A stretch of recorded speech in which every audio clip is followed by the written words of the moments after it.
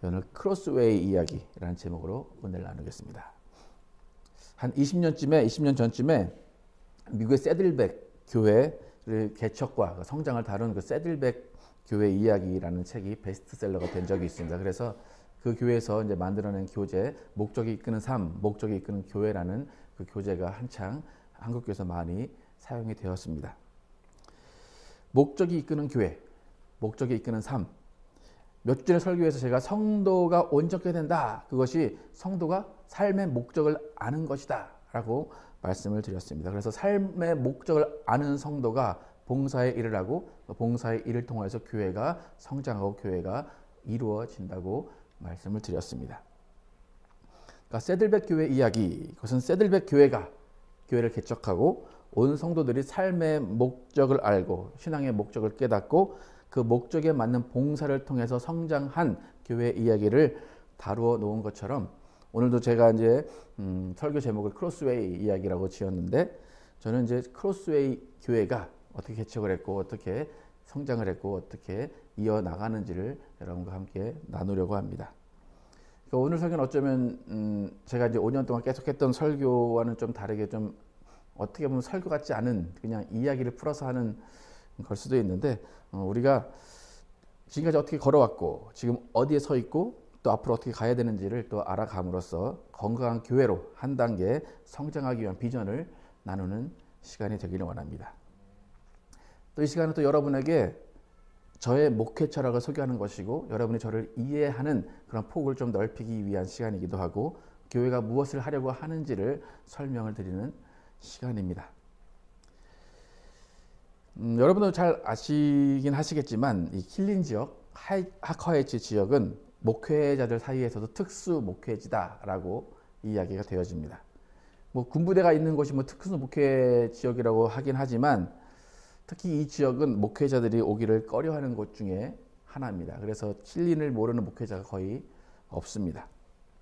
목회자들이 모이면 킬린이라는 곳을 킬링 필드라고 이야기를 합니다. 그래서 이곳에 오면 다 이제 목사님들이 오래 버티지 못한다고 킬링 필드라고 이야기를 합니다. 그래서 제가 이곳에 이제 개척을 했다고 하면 대부분의 이제 그 선배, 지긋한 선배 목사님들이 아유, 젊은 사람이 용기가 좋네. 그렇게 저한테 말씀을 해주시는 분이 많았습니다. 그러니까 좋은 말로 이제 젊은 사람이 용감하네 그 뜻이지만 그 속뜻은 뭡니까? 젊은 사람이 세상 물정 모르네 이제 그렇게 말씀을 하시는 거예요. 이제 그건 좀 연로하신 분들은 그렇게 말씀하시고 젊은 제 이제 나이 또래 저 나이 40대 중반 초반 목사님들이 제 나이 또래 목사님들이 모여서 이제 그런 얘기를 하면 저한테 뭐라고 하냐면 목사님 그곳에서 책 열심히 읽으시고 공부 열심히 하시다가 빨리 대도시로 나오세요. 이제 그렇게 설명을 합니다.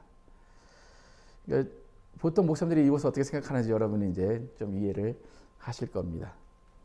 그러니까 저도 이제 지금 돌아보면 한 5년, 6년, 7년 전에 조금만 머리를 굴릴 줄 알고 조금 이렇게 교회 현실을 봤다면 신학교 졸업하자마자 대도시로 빨리 갔어야 되는데 왜 이곳에 남았을까라는 생각을 하기도 합니다.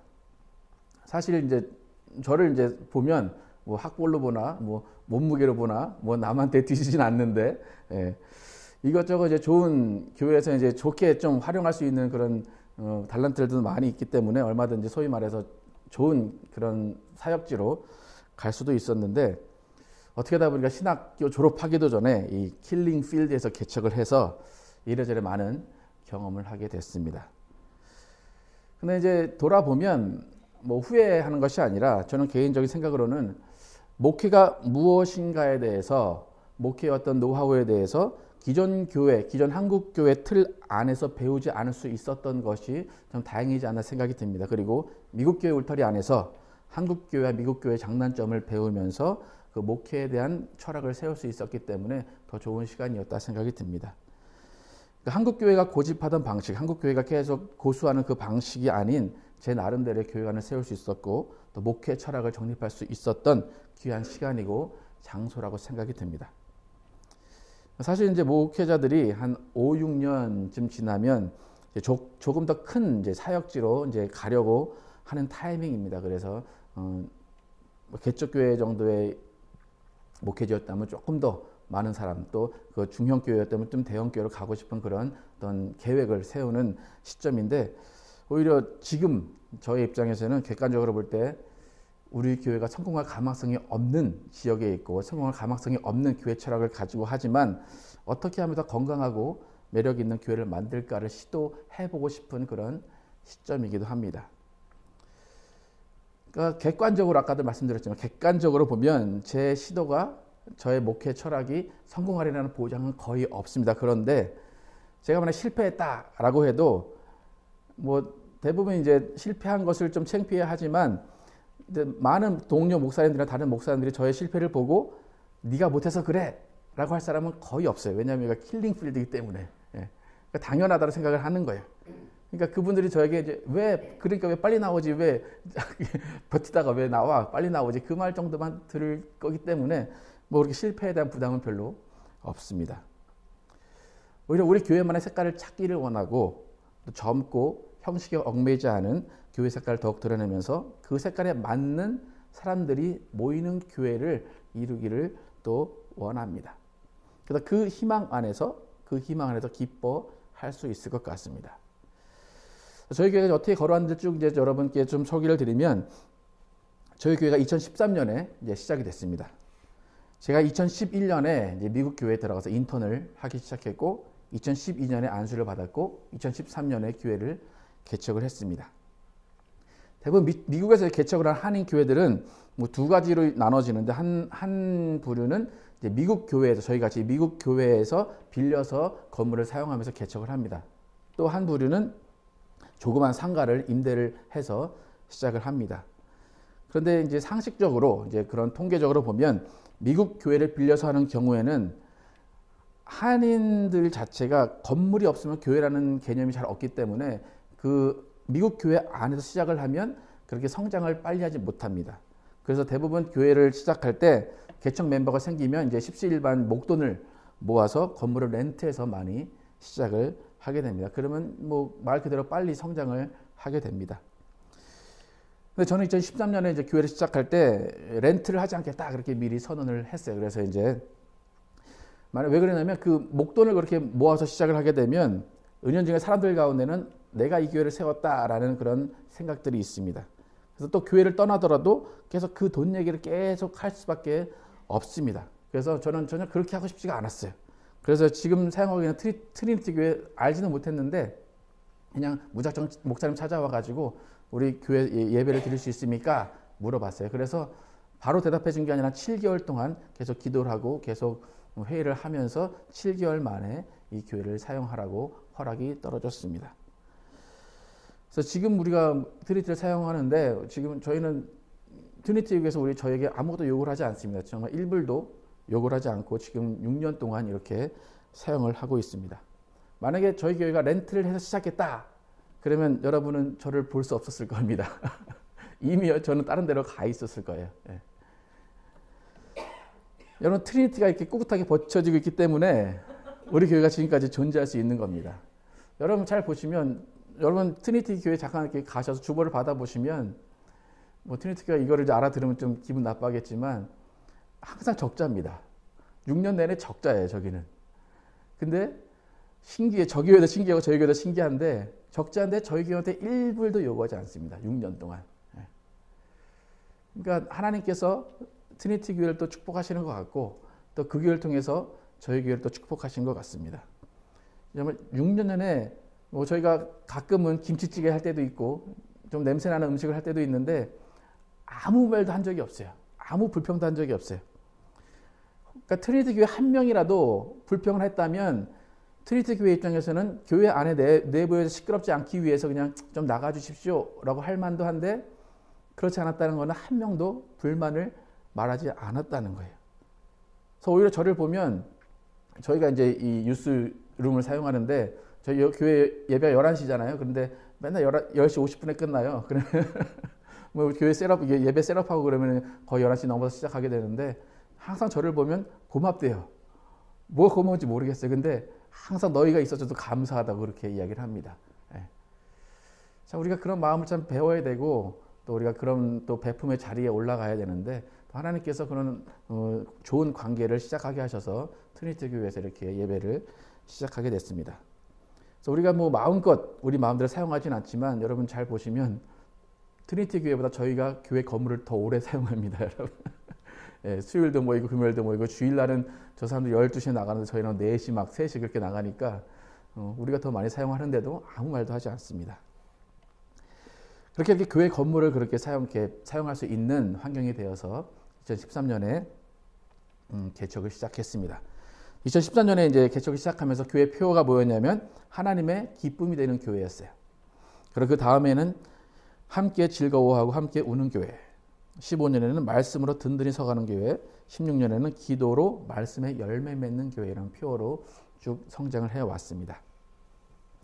처음 3년은 제 생각에는 말씀 잘 제가 전하고 기도 열심히 하면 성도들이 성장할 줄 알았어요. 부흥한다고 생각을 했어요. 그래서 표어도 잘 보시면 그런 말씀과 기도 막 그런 것들이 들어가 있습니다. 그래도 다행히 뭐 전도도 별로 안 하고 홍보도 별로 안 했는데, 그리고 모든 교회가 다 하는 창립 예배도 저희는 한 번도 하지 않았는데도 불구하고 교회는 천천히 수적으로 증가를 했습니다. 그래서 그 상태로 이제 몇 년이 더 지나면 이 교회 이 지역이 한 중간 정도 되는 사이즈가 될 정도의 이제 그런 어떤 그런 상태에 있었습니다. 그런데 그런 상태에 있을 때 제가 교회를 들여다보면 새롭게 개척한 새로운 교회라기보다는 지역에 다른 사람들이 많이 옮겨온 이 지역에 한 20개가 넘는 한인 교회가 있다고 하는데 그 다른 교회와 전혀 다른 바가 없는 그런 교회의 모습으로 성장을 하고 있었습니다. 그래서 우리 교회가 하는 일이 그냥 고작 다른 교회에서 적응하지 못하시는 분들이 오게 되는, 와가지고 이제 아무 말 없이 앉아 있을 수 있는 그런 교회가 되는 것 같았습니다. 제 입장에서는 교인들의 사정을 알아주고 그 사정에 맞춰주고 교인들이 한두 명 늘어나는 보람이 있었는데, 시간이 지날수록 목회자로서 외롭다라는 생각을 계속해서 하게 됐습니다. 제가 개척했을 때는 지금도 뭐 나이가 많지는 않지만 그때는 더 젊어서 30대 중반에서 개척을 했습니다. 그러니까 뭐 젊은 목회자로서 시도해보고 싶은 일이 많을 수밖에 없었습니다. 그런데 이제 저는 뭐 그렇게 막 열정적으로 막 그렇게 하기보다는 그냥 어른들을 잘 맞춰주는 것이 목회다라고 생각을 하며 시작했기 때문에 어떤 분들은 저보고 이 목사님은 착하다 말을 하기도 하고, 이 목사님은 이래도 흥이다 저래도 흥이다 라고 말하면서 그냥 다 맞춰주는 목사라고 생각을 했습니다. 사실 저도 그때 스스로 양을 돌본다, 그 의미가 그냥 성도가 필요할 때 달려가고 성도가 필요할 때 기도하고 그냥 매주일 그냥 힘을 주는 설교를 하면 되겠다라고 생각했습니다. 그런데 잘 보면 그런 목회는 저보다 다른 분들이 더 잘하고 계셨어요. 저보다 더 잘 케어해드리고 더 찾아가고 더 전화하고 그런 것들을 더 잘하시는 분들이 많았어요. 그러니까 그런 것들을 저보다 더 잘하시는 목사님들이 많이 있고 저는 그분들을 따라갈 수 없다는 것을 알고 있었는데, 성도들은 계속해서 전화해 주기를 바라고 찾아와 주기를 바라고 관심을 가져주길 바라면서 그런 요구가 또 기대가 더 커졌습니다. 뭐 다 그런 건 아니지만 전화를 한번 하기 시작하면 한두 시간이 붙잡고 있고, 뭐 근데 붙잡는 그것이 뭐 신앙 간증을 하는 것이 아니라 이 교인 저 교인 불만을 얘기하고 또 교회가 자기 알아주지 않았다고 불만을 하고 본인이 원하는 방향으로 목회를 하지 않았다고 불만을 하고 계속 불만의 목소리를 높이는 그런 연락이 많이 왔습니다. 그러니까 목회자는 교인들의 불만을 들어줘야 된다라는 것이 그분들의 많은 생각이었습니다. 특히 이제 주일 예배를 예를 들면 주일 예배에 오늘 여러분 첫 번째 찬양 여러분 아시나요? 많이 모르시죠, 그죠? 네. 그럼 여러분 기분이 어떻습니까? 이놈의 목사님이 왜 은혜도 못 받게 저런 모르는 찬양을 집어넣었어? 그런 기분이 들 수도 있죠, 그죠? 네. 그래서 그 교회 개척 처음 했을 때는 이렇게 새로운 찬양을 딱 이렇게 집어넣으면 사실 새로운 찬양도 아니에요. 주중에 몇 번 부르는 찬양인데 배우려고 하는 것이 아니라 은혜되지 않는다고 예배 끝나면 다 달려오셔가지고 예배 그런 새로운 찬양 넣지 말라고 이제 그렇게 하시는 분들도 있고, 제 전공이 교회 음악이거든요. 근데 교회 음악 전공인데 1970년대에 나온 책을 딱 주시면서 목사님 여기 좋은 곡이 많으니까 여기서 골라서 예배를 하십시오. 이제 그렇게 하시는 분들도 있었습니다. 그러니까 자신에게 맞는 교회, 자신에게 맞는 예배를 원하시는 분들이 많이 있었습니다. 처음에 그를 맞춰주려고 많이 노력을 했는데 그러다 보니까 새로운 교회, 변화되는 교회, 성수가 성장을 통한 교회가 되지 않았습니다. 성도들이 그것에 별로 관심이 없었습니다. 그러니까 교회가 원하는 것은 그냥 20, 30년 동안 계속 해왔던 그것들을 그대로 따라가기를 원했고, 간혹 제가 이제 교회에 대해서 이렇게 하겠습니다 라고 하면 알아서 잘 해보십시오. 그냥 젊어서 뭘 모릅니다 라고 이제 그렇게 생각하시는 분들이 많았어요.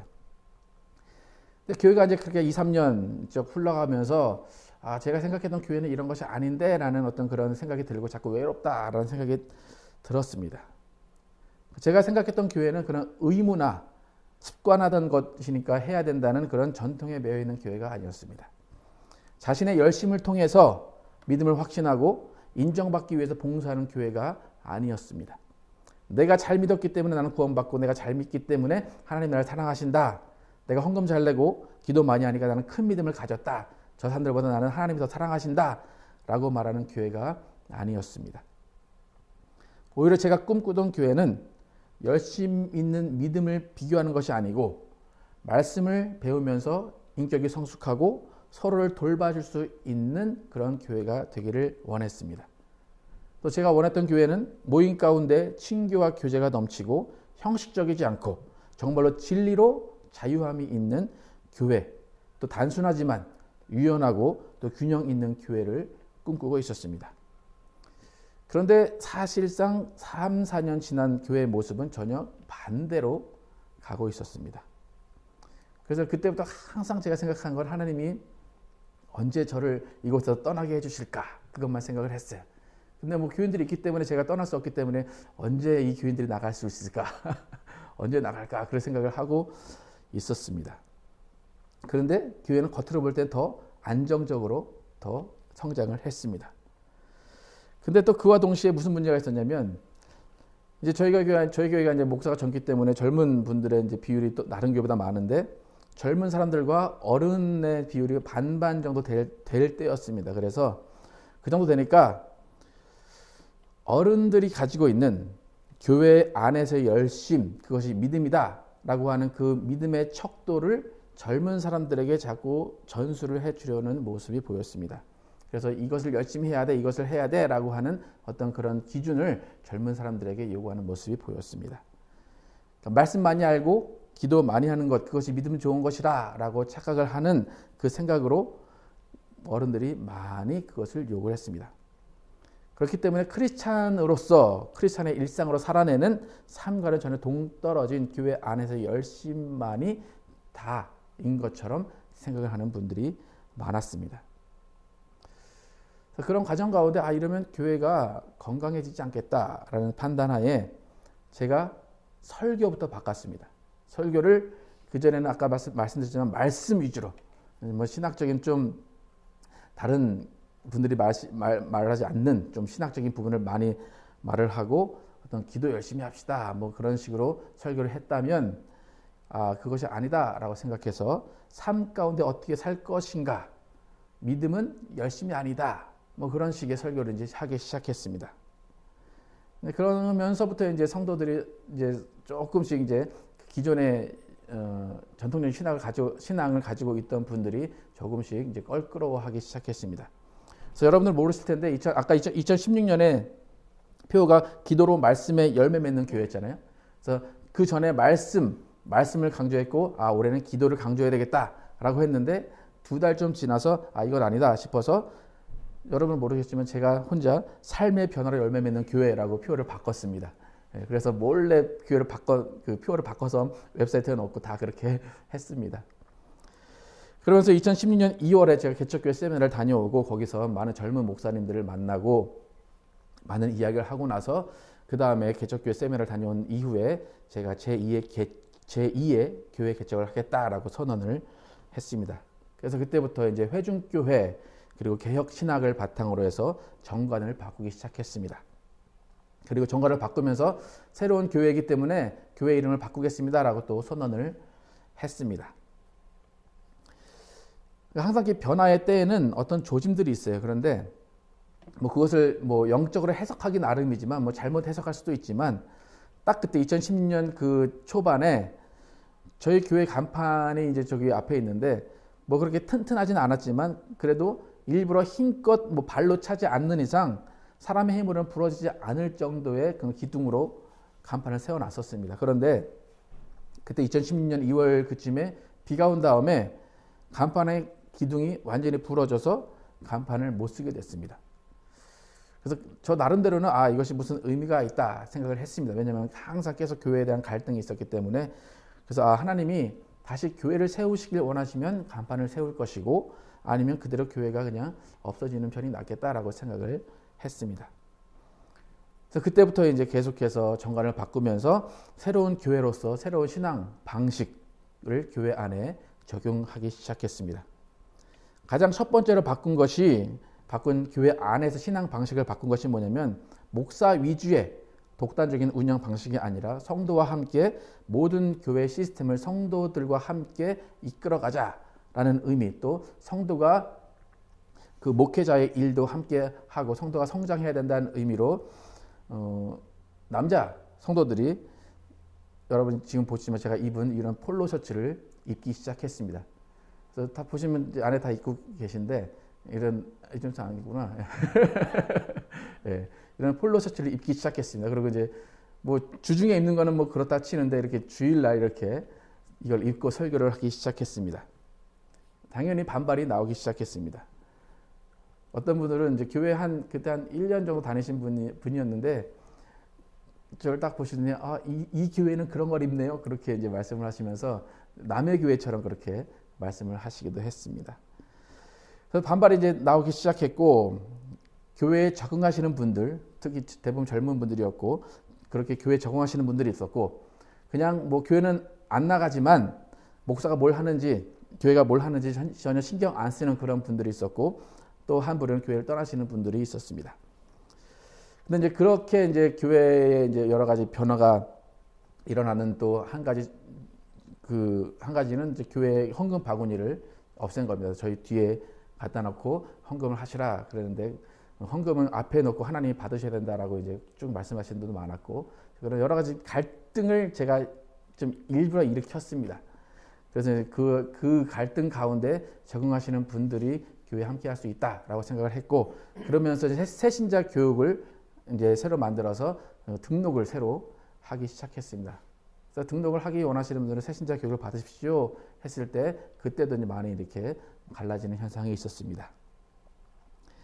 그러던 중에 이제 몇 달 그렇게 한 두세 달 그런 갈등 속에 지내다가 제가 기도 중에 호통을 치는 사건이 하나 있어서 어른들이 어린 목사가 어른들을 혼냈다라는 그런 기분 나쁘다 그래서 이제 그 결과로 확실하게 이제 교회가 새롭게 되는 계기가 됐습니다.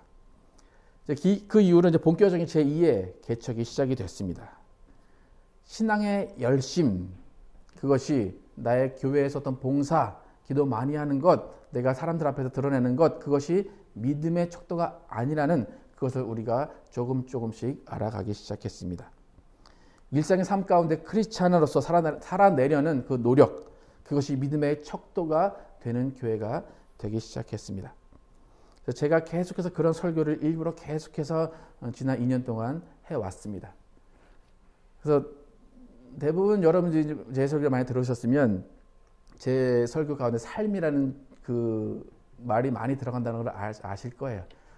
대부분 설교 가운데 삶에 이렇게 살아야 됩니다. 어떤 교회의 믿음과 또 세상에서의 믿음이 조화가 되어야 됩니다. 오히려 또 믿음은 교회에서 보이는 게 아니라 세상에서 보이는 겁니다. 그런 말들을 많이 하면서 설교를 많이 바꿨습니다. 그렇게 우리 교회가 조금씩 변화를 하기 시작했습니다. 또 무엇보다도 가장 좋은 변화는 뭐였냐면 떡을 떼기 위해서 모였던 초대교회의 모습처럼 아름다운 친교의 모습이 회복이 되기 시작했고 서로 나눠주고 함께 호의를 베풀려고 하고 서로 나눠주려는 그 삶의 방식이 조금씩 교회에 정착이 되기 시작했습니다. 그래서 우리는 삶과 믿음의 조화를 이루기 위해서 교회의 기초를 다시 세우기 시작했습니다. 그러니까 이미 구원받은 사람들이 아직 완성되지 않은 구원을 이루는 그런 역설적인 신앙 방식이 교회에 적용이 되기 시작했습니다. 그 무엇보다도 우리 교회 변화를 보면 교회에 무슨 이유든지 간에 더 머물고 싶은 곳이 교회가 되는 것이 참 기쁩니다. 여러분이 마음에 들지 않는 곳이 있겠죠, 그죠? 예, 목사가 마음에 안 들 수도 있고 옆에 성도가 마음에 안 들 수도 있는데 그런 부분이 있어도 배타적이지 않고 이해하려는 모습이 우리는 아름다운 모습으로 변했습니다. 또 특히 이제 많은 변화 중에 뭐냐면 교회가 나를 왜 대접하지 않느냐라는 분이 없어졌어요. 예.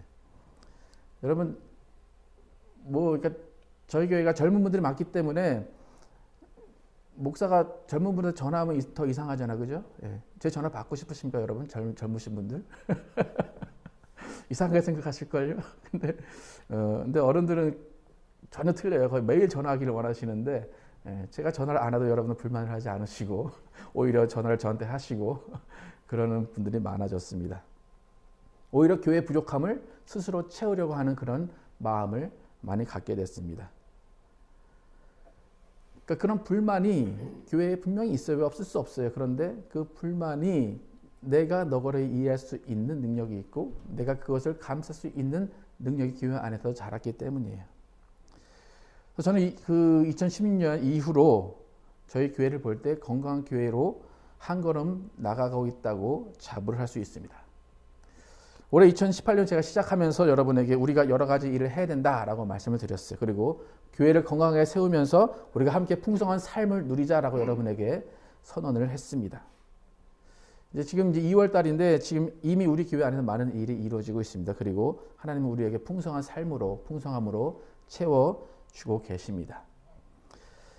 저는 하나님이 2년 동안 저희 교회를 지켜보셨다고 생각이 들어요. 정말 너희들이 건강한 교회를 만들려고 하는가? 정말 그걸 실천할 수 있는가? 하나님이 보셨다고 생각이 듭니다. 그 모습 가운데 우리는 변함없이 지속적으로 성장을 했고 건강하고 화목한 교회의 모습으로 성장해 왔습니다. 아까도 말씀드렸지만 교회가 여러분에게 큰 관심을 보이지 않을지라도 여러분은 나 교회로 옮겨야 되겠다라는 생각을 안 하실 줄로 믿습니다. 만약 여러분들이 교회 올 때 난 오늘 정말 가기 싫은데 꼭 가야 되나? 라고 생각하시는 분도 있겠지만 그래도 교회 가면 뭔가 있겠지라는 생각으로 오시는 분들이 많을 줄로 믿습니다. 그리고 대부분의 분들이 오늘 교회 갈 때 무슨 밥을 해갈까? 무슨 디저트를 가져갈까? 무슨 과일을 가져갈까? 그런 생각을 하는 모습이 참 아름답습니다. 예. 목사는 설교를 준비하고 여러분은 밥을 준비하시면 됩니다. 예. 오늘 아마 KT 선생님이 김치찌개를 해왔을 겁니다. 미국 사람도 김치찌개를 끓여오는 지경에 이르렀습니다. 그 모습이 정말 친교를 나누는 교회의 모습이라고 생각이 됩니다. 다음 주에 제가 책을 한 권 소개해 드릴 텐데 1세기 교회의 모습을 쓴 얇은 책이 있어요. 그 책을 보면 미국 초대교회의 아굴라와 브루스길라 그 가정이 이제 초대교회를 어떻게 했는가 거기에 대해서 이제 좀 연극처럼 꾸며낸 책인데 그 교회 보면 정말 아무 형식이 없고 그냥 식사 자리에서 모여서 예수님의 떡과 예수님의 살과 피를 기념하는 그런 장소가 예배 장소였다라고 합니다. 그러니까 우리는 그런 모습을 지금 회복하고 있다는 거예요. 그게 건강한 교회의 모습입니다. 저는 이렇게 많은 변화를 통해서 건강한 교회의 모습을 회복하고 있다라고 생각이 듭니다. 여러분 우리가 많은 인원은 아니지만 그 안에서 성장하고 있고 성숙하고 있다고 생각합니다. 여러분도 거기에 의심을 하지 않으셔도 됩니다. 저는 이제 그 2년 전에 제가 제2의 교회 개척을 하겠다라고 할 때에 그 이후에 많은 생각을 했어요. 별로 큰 문제가 없었던 그냥 조용조용하게 가고 있었던 교회를 그냥 내 목회 철학 한번 이루어 보겠다고 나이 많으신 분들을 배제한 건 아닌가?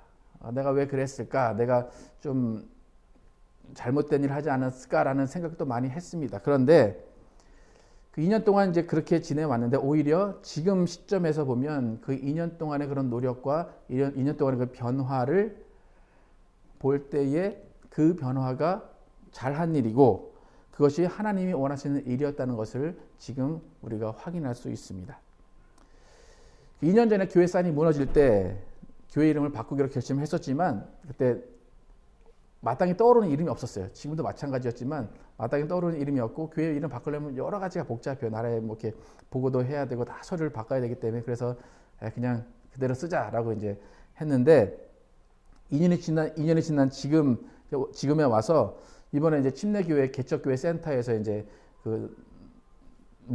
교회 이 지역 교회 목사님과 또 교단교회 목사님 그리고 개척교회 프로그램을 만드신 목사님 이렇게 4명의 목사님이 모여서 여러 가지 말씀을 해주시고 회의를 한 결과 2016년에 교회를 새로 너희가 시작을 하려고 했으니까 그러면 교회 이름을 바꿔라 그런 권유가 있었습니다. 그래서 2년 전에 생각했던 것을 이 목사님들이 지금 확인시켜 주시는구나라는 생각을 했습니다. 그리고 그 목사님들이 오히려 저보고 물어봐요.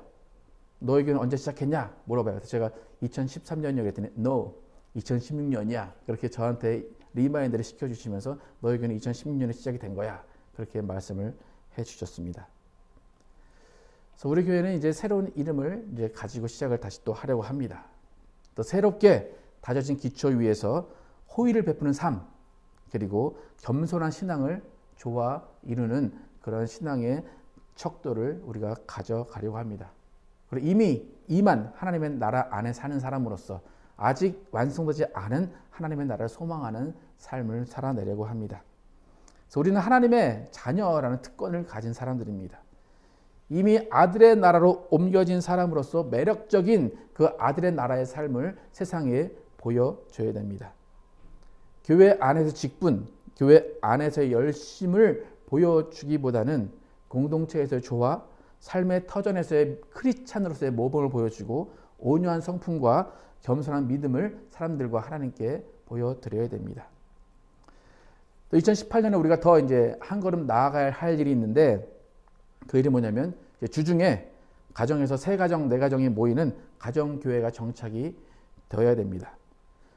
그러니까 성도들이 목회자 역할을 하는 그 리더로서 세워져야 됩니다. 그래서 가정교회를 통하여서 믿지 않는 자들이 교회로 먼저 오기 전에 가정에서 삶을 배우고 크리스찬의 매력적인 삶의 방식을 교회 안에서 보고 교회에 가고 싶다라는 생각이 들게 해야 됩니다.